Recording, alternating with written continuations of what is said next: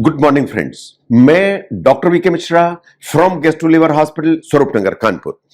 आज मैं बात करूंगा कि वो क्या खाने की चीजें हैं जो वास्तव में खाने के बाद आपको एक ब्लोटिंग की फीलिंग दे सकती हैं।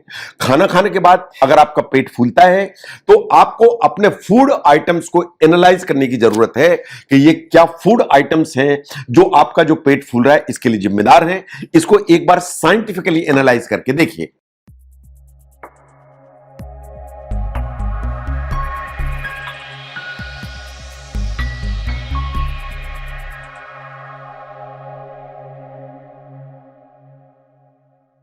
ये बिल्कुल सच्चाई है कि खाना खाने के बाद पेट थोड़ा बहुत तो सभी का फूलता है। जो सामान्यतः जो पेट फूलता है वो कभी भी काज ऑफ कंसर्न नहीं होना चाहिए। ये काज ऑफ कंसर्न तभी होता है जब इसके साथ में कुछ एसोसिएटेड सिम्टम्स आते हैं। मान लीजिए इसके साथ आपको दर्द आता है तो ये काज ऑफ कंसर्न है। अगर आपको नौशिया वॉमिटिंग होती है तो ये काज ऑफ कंसर्न है। पेट में कोई गोला जैसा चलता है तो ये काज ऑफ कंसर्न है। अगर आपको पेट में कोई गांठ जैसी समझ में आती है तो ये काज ऑफ कंसर्न है।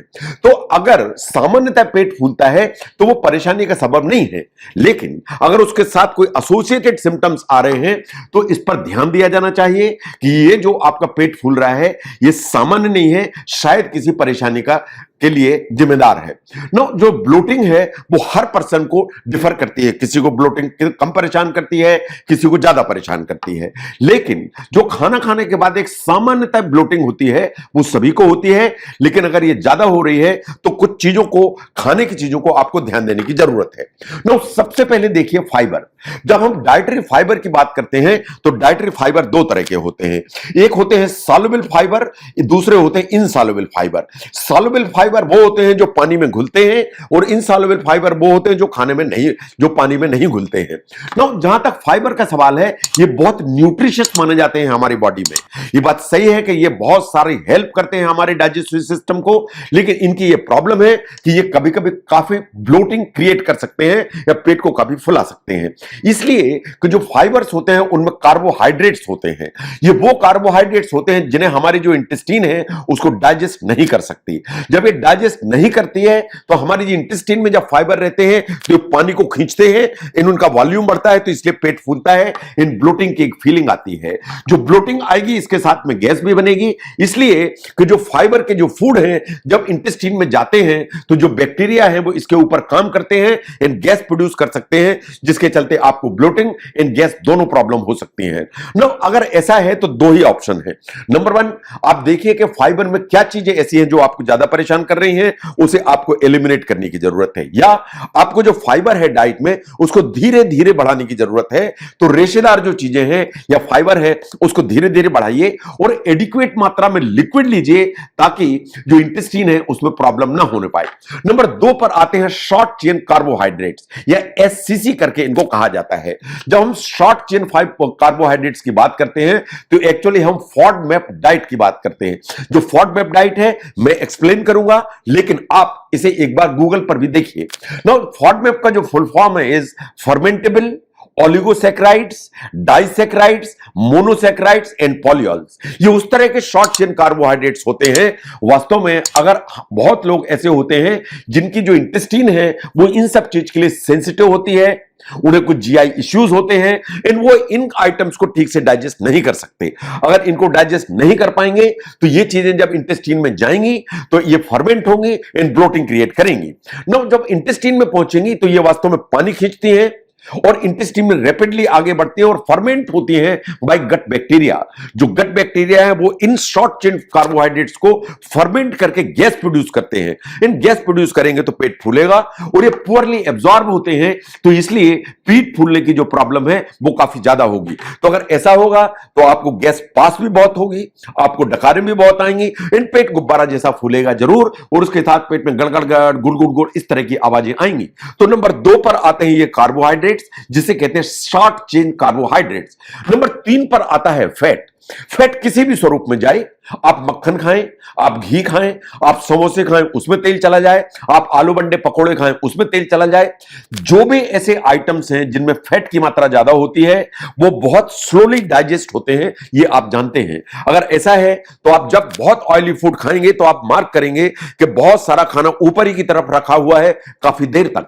ऐसा होगा तो चूंकि ये यहां तक काफी देर तक रखा हुआ महसूस होता है तो आपको ब्लोटिंग भी उतनी देर तक महसूस होती रहेगी। तो अगर आप हाई फैट फूड खाते हैं तो इनका डाइजेशन स्लो होता है, तो इसलिए जो ब्लोटिंग की फीलिंग है वो काफी लंबे समय तक आपको परेशान कर सकती है। No look at the sodium.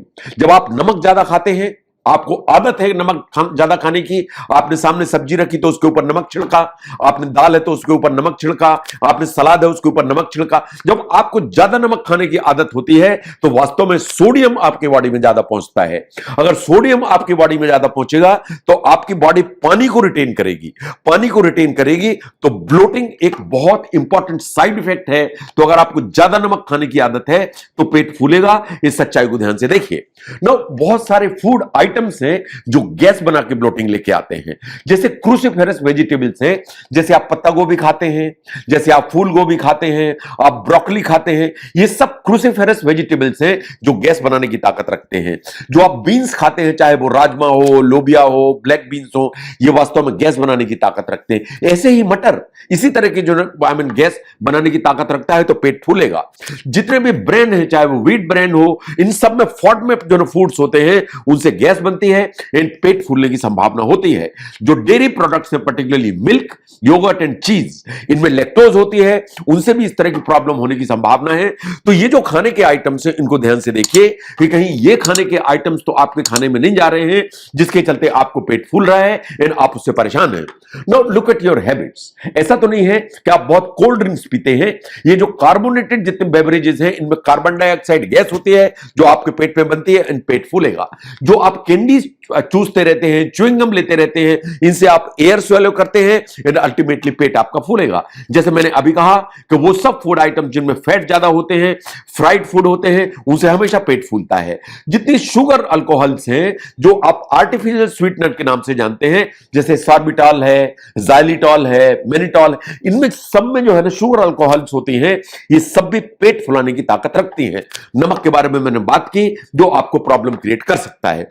तो जब भी खाना खाने के बाद पेट फूलता है तो आपको एक बार अपने खाने के जो आइटम्स हैं उन पर ध्यान देने की जरूरत है कि ऐसा तो नहीं है कि फाइबर ज्यादा है, ऐसा तो नहीं है कि शॉर्ट चेन कार्बोहाइड्रेट ज्यादा है, ऐसा तो नहीं है कि नमक ज्यादा आप खा रहे हैं, ऐसा तो नहीं है कि बहुत डीप फ्राइड आइटम्स आप ज्यादा खा रहे हैं, या आप कार्बोनेटेड जो बेवरेजेस हैं या कोल्ड ड्रिंक्स हैं उनको ज्यादा मात्रा में ले रहे हैं। ये सब इस तरह की चीजें हैं जो आपको गैस बनाएंगी, पेट फुलाएंगी, परेशान करेंगी ना। बहुत सारी कॉमन खाने की चीजें हैं, चाहे वो राजमा हो, लोबिया हो, चाहे वो पत्ता गोभी हो, ये सब गैस बना के आपके पेट को फुला सकती हैं। तो खाने के वो आइटम्स जो खाने के बाद आपके पेट को ब्लोट कर सकते हैं, उनको समझने में अगर ये वीडियो हेल्प करता है तो जरूर शेयर करें। मैं doctor V K Mishra from gastro liver hospital, Swaroopnagar, Kanpur. Thank you very much.